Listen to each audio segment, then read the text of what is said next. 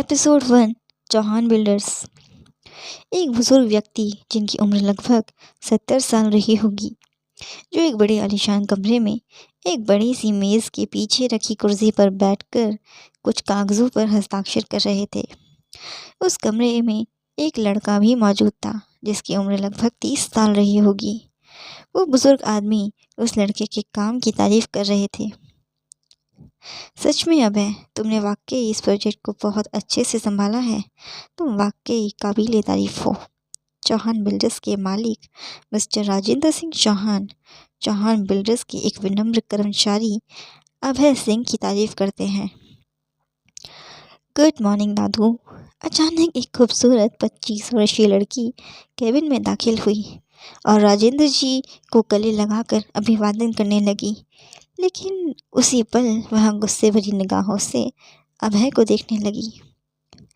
इससे पहले कि चौहान बिल्डर्स की उत्तराधिकारी कृषिका सिंह चौहान अभय से कुछ कह पाती, अभय वहां से जाने लगा, लेकिन तभी राजेंद्र जी ने उसे रोक लिया। अरे अभय, तुम कहाँ जा रहे हो? इससे मिलो। ये मेरी राजकुमारी कृषिका सिंह चौहान है, और कृषि ये अभय सिंह है।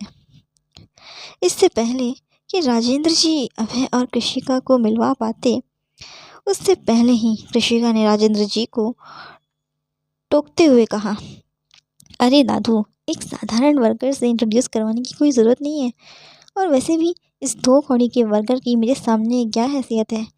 इसमें इतनी भी तमीज़ नहीं है कि जब बड़े लोगों से मिलो तो उन्हें ग्रीट करना चाहिए। कृषिका ऐसे नहीं कहते हैं। तुम्हें अभी के अभी अभय से माफ़ी मांगनी चाहिए। जब राजेंद्र जी ने अभय के सामने अपनी पोती को डांटना शुरू किया, तो कृषि अपमानित महसूस करते हुए गुस्से में वहां से चली गई। उसके जाने के बाद राजेंद्र जी कृषिका के व्यवहार के लिए अभय से माफ़ी मांगने लगे। अभय बेटा, मेरी पोती की बातों का बुरा मत मानना। उसे असल में कभी भी माँ की गोद नहीं मिली। उसने कभी परिवार नहीं देखा, इसलिए ऐसी है मेरी बच्ची। मगर मेरी बच्ची दिल की बहुत अच्छी है। कोई बात नहीं राजा साहब, मैं चलता हूँ। इतना कहकर अभय वहाँ से चला गया। तो उसी समय चौहान हाउस में घर का सारा सामान टूटा पड़ा था, क्योंकि इस समय कृषि बहुत गुस्से में थी। चौहान हाउस के हेड सर्वेंट राजेश ने जल्दी से राजेंद्र जी को कॉल करके महल आने को कहा और कृषि के गुस्से के बारे में बताया। यह सब सुनकर राजेंद्र जी डर गए और जल्दी से चौहान हाउस के लिए निकल पड़े। थोड़ी देर बाद, कृषि बेटा प्लीज़ दरवाज़ा खोलिए। देखो दादू तुम्हारे लिए क्या लाए हैं, तुम्हारी फेवरेट चॉकलेट आइसक्रीम। राजेंद्र जी ने प्यार भरे स्वर आवाज़ में कहा, ताकि कृषि दरवाज़ा खुले, लेकिन कृषि बहुत पहले ही सो चुकी थी। अब जब थोड़ी देर खटखटाने के बाद भी कृषि ने दरवाज़ा नहीं खोला, तो राजेंद्र जी ने घर के हेड सर्वेंट राजेश से कृषि के कमरे की डुप्लीकेट चाबी लाने को कहा। इस समय राजेंद्र जी काफ़ी घबराए हुए थे। उन्हें डर था कि कहीं कृषि गुस्से में आकर खुद को नुकसान ना पहुंचा ले। लेकिन जैसे ही उन्होंने दरवाज़ा खोला, तो उन्होंने देखा कि कृषि अपने बेड से बेबी पिंक कलर के टेडी बियर को कसकर पकड़े हुए सो रही थी।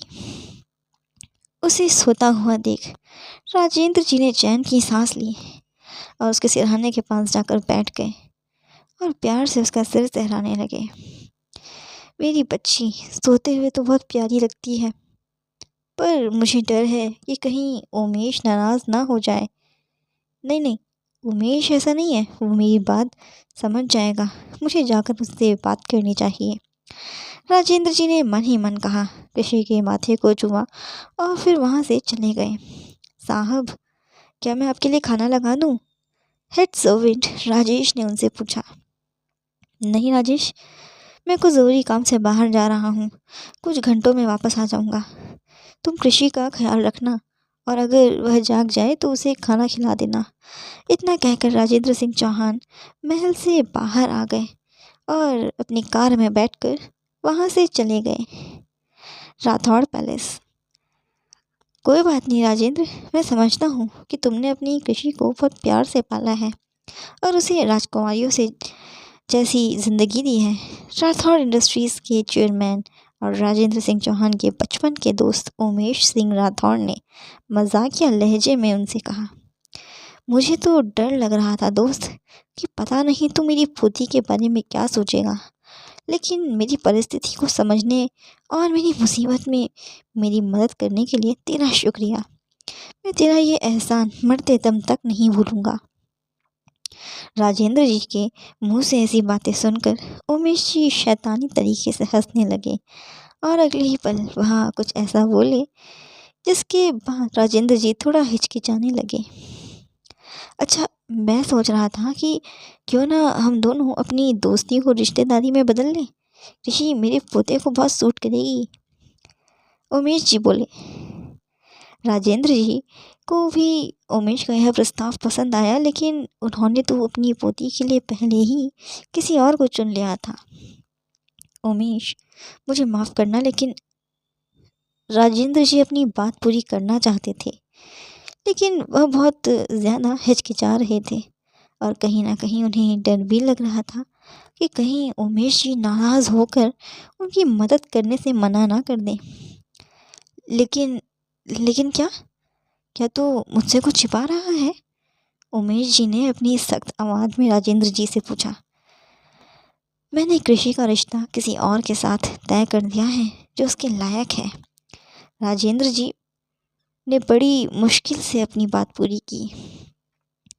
यह सुनकर उमेश जी को बहुत बुरा लगा, लेकिन फिर भी अपना कर्तव्य समझते हुए उन्होंने राजेंद्र जी से पूछा, वह कौन है जिसके साथ तूने कृषि की शादी तय की है, और क्या कृषि उससे शादी करने के लिए तैयार है? उमेश, कृषि मेरी पोती है। मैं उसे अच्छी तरह जानता हूँ कि वह बड़ों की, छोटों की, किसी की भी परवाह नहीं करती, इज्जत नहीं करती है ज़रा सी भी। इसलिए मैंने अपने ऑफिस के एक वर्कर के से उसकी शादी कराने का फैसला किया है।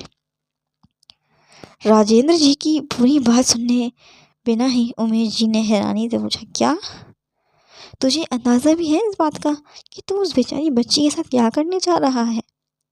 हाँ, मैं जानता हूँ कि मैं कृषि के साथ जो भी कर रहा हूँ सही कर रहा हूँ। ऐसा करने से वो धीरे धीरे हर चीज़ की अहमियत समझने लगेगी, चाहे वो पैसा हो या इंसान। राजेंद्र जी ने जवाब दिया। कहीं ना कहीं उमेश जी को भी राजेंद्र जी की बातें सही लगने लगी थी, लेकिन फिर भी वह कृषि की शादी एक मिडिल क्लास फैमिली में नहीं होने देना चाहते थे।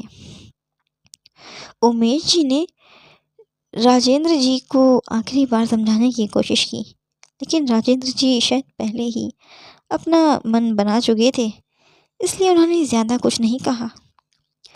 कुछ देर ऐसे ही बातें करने और खाना खाने के बाद राजेंद्र जी चौहान महल लौट गए और उमेश जी अपने कमरे में आ गए, जहाँ उनकी जहर जबी उनका बेसब्री से इंतज़ार कर रही थी। आ गए आप?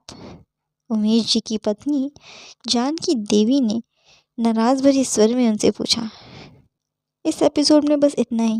अगर एपिसोड पसंद आया तो कमेंट करें और चैनल को सब्सक्राइब करना ना भूलें। Thank you.